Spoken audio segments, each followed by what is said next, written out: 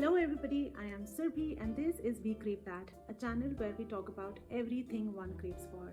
Whether it is travel, good books, good clothes, recipes, skin, healthy hair, anything and everything in between.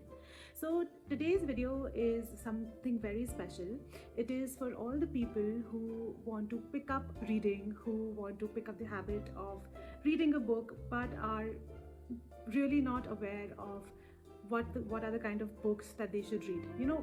When I started reading, it was very challenging for me because I would ask around and people would come and tell me that, oh, you should read this book, this is very nice, you should read this book. So if I asked 10 people, there were 10 different recommendations. And of course, when you start reading, when you start picking up books, you tend to sometimes not like the book. A lot of times it will happen, or it must have happened to you all, because it did happen to me, that somebody recommended a book to me and it just wasn't my taste. So I think the first thing is that it is very important for you to understand what are the kind of books or the kind of stories that you're interested in to read. So I think it's only based on that you should just sit with yourself and think that, okay, these are the kind of stories that I'm interested in, whether it is a fiction, non-fiction, autobiographies, crime, thriller, romantic, comedy. You should think about that and then do your research and only then pick up a good book. But of course, if you think that that's a very overwhelming process for you and you just want to pick up some good books that are light, so I have a suggestion of few books that I'm sure you would definitely like. As a first-time reader, they are very easy to read, they're very interesting, and they're not full of big words or a very complicated story. So I think you would thoroughly enjoy them. Also, if you go by the process of sitting by yourself and thinking that what you should be doing, what are the kind of books that you should be reading, I would suggest to not go with biographies and autobiographies at the beginning, because this is the kind of genre which is very daunting, very it can be emotionally very strong, and they would of course have a lot of hardships of a person that would be very serious, those books.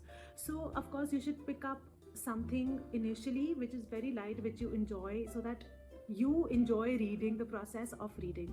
And only once that is done, only once you've picked up the habit of reading, and you've started enjoying different genres, is when you should move to something which is very serious, like biographies and autobiographies. So guys, in today's video, I'm going to talk about few of my personal favorite books that I've always enjoyed reading. I've read them multiple times. I've recommended those to a lot of people who were like you, all looking for something that a first-time reader could read. So of course guys, let's just talk about why reading is very important. Whether first of all, it's never too late to start reading.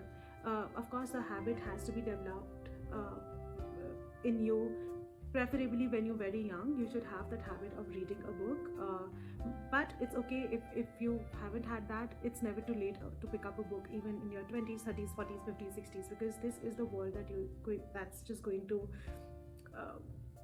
make you fall in love with itself. So guys, reading is very important. Like I was saying, it activates your brain, it activates your mind, it keeps it busy.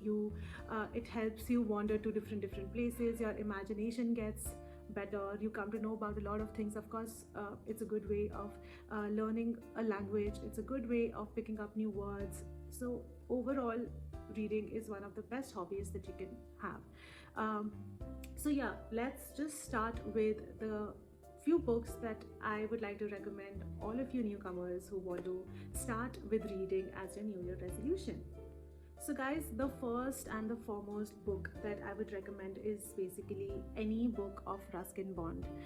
Everybody knows about Ruskin Bond, who he is, whether you're a reader or not. I'm sure you've heard the name and you must have read a few stories, maybe in your English school textbooks or somewhere.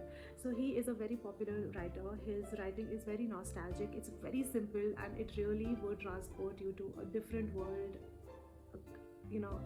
to the times during the British Raj or wherever his story is based. So you can absolutely pick up any book of Ruskin Bond, but the two of my favorite books of Ruskin Bond are, one is a town called Dehra.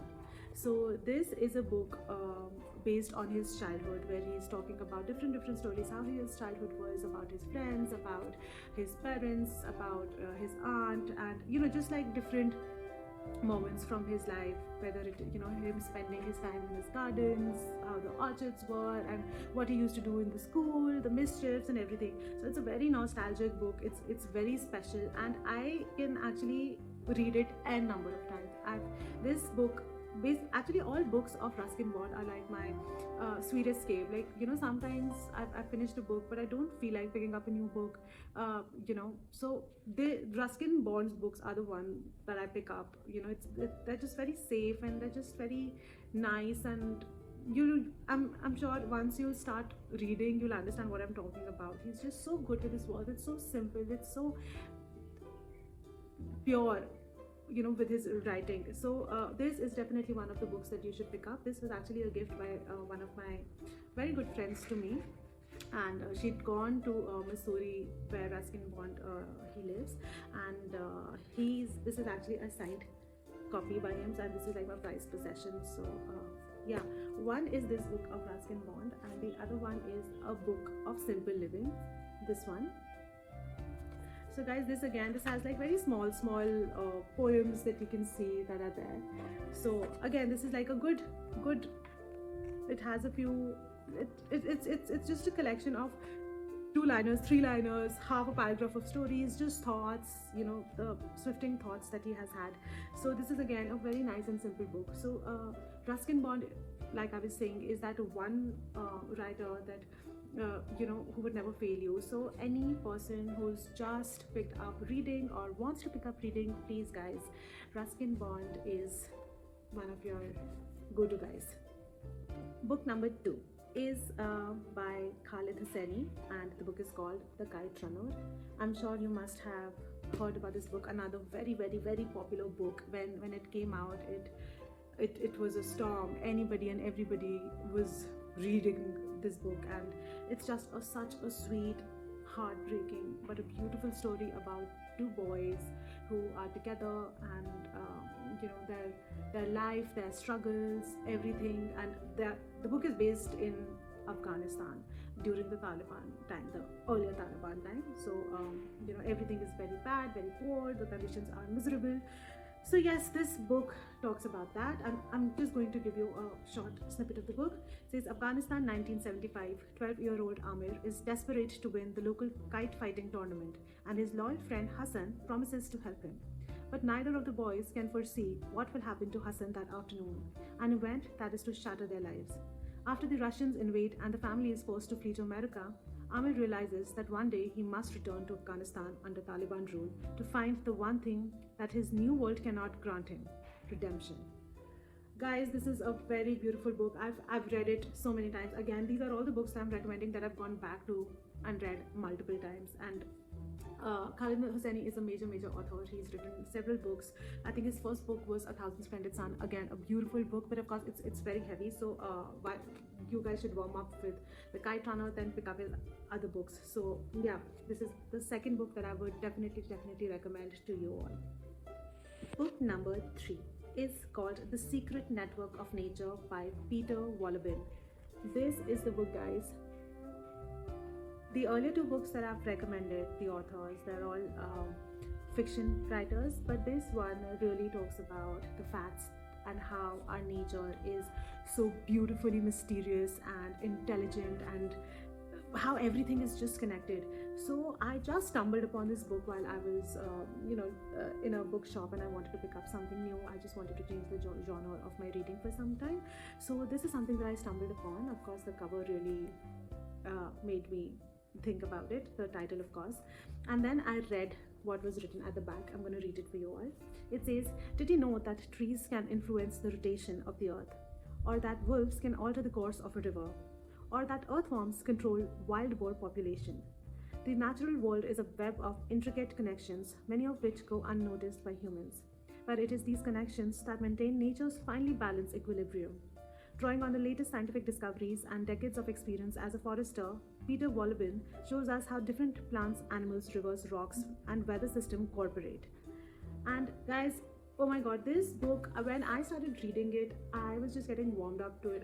I thought it must be like really boring that, like we talk about in detail about, nature and all. I love watching the Discovery, National Geographic and all, but those are all visuals, so you'll enjoy that.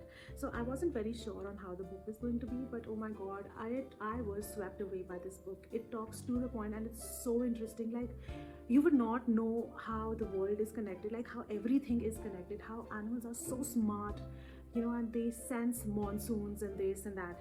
So guys, yes, I think this is another book. If fiction is not something that you want to pick up, I think this is the book that you absolutely must pick up. It is very good, and I'm 100% sure it will keep you entertained, and you would not want to keep this book down. You would be like, okay, what next, what next, what next? So yes, this is the third brilliant book that I would definitely recommend to all of you.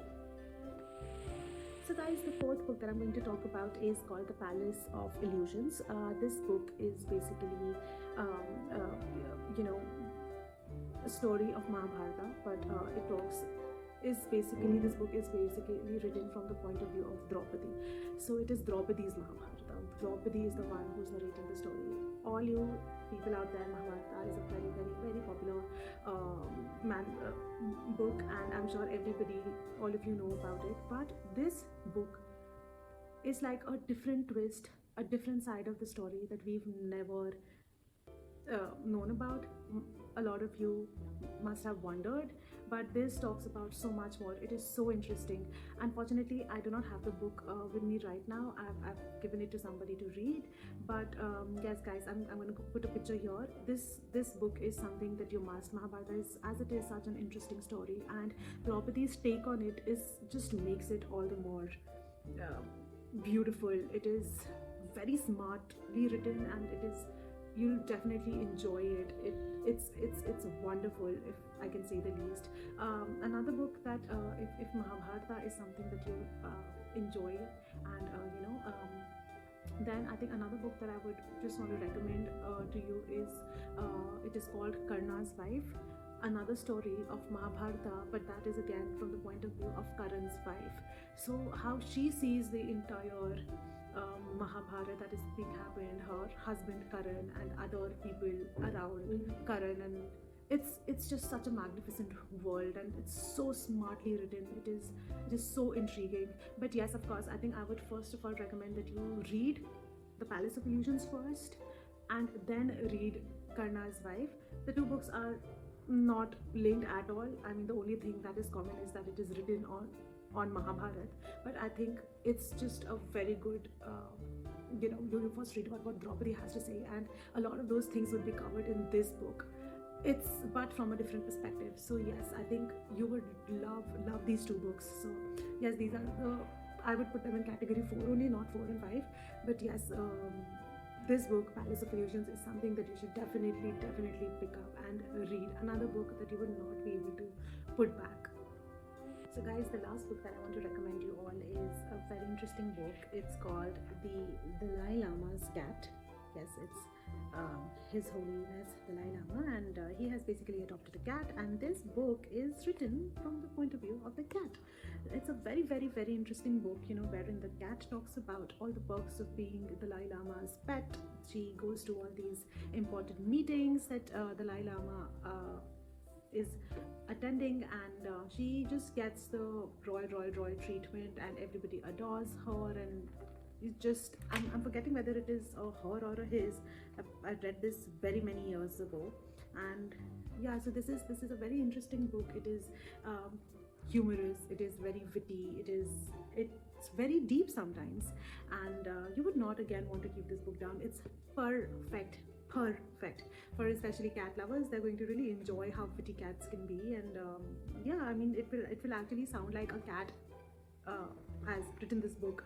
The thoughts, the notions are exactly how we think cats are, or how they behave in our houses. So yes, it's another great book. You would love all the adventures of the cat, Dalai Lama's cat, and yes guys, I mean, this is such a lovely pick, and it's such a breath of fresh air. You can read it, you can pass it down to your kids later on or whoever. So yeah, I mean, this is special. So these were all the books that I had to recommend, guys. If there are any more books that you think that you have read and you think are good for all the people who've just started reading or who want to pick up reading as a hobby, you can comment below so that more and more people can know about it. And if you've read any of these books that I've recommended, the 1 2 3 4 5 6 books that I've recommended, then let me know how you feel about them, or whenever you read them, just let me know in the comments. Come back to the video, tell me how did you like them, did you think that they were up to the mark, or yeah, just let me know your thoughts. And this is me now signing off, but before that, please do not forget to like, share and subscribe. I will be coming up with more such interesting videos, and I hope you like them, you love them, and you'll show some love to this channel. So this is me, Surbi, signing off. Bye bye.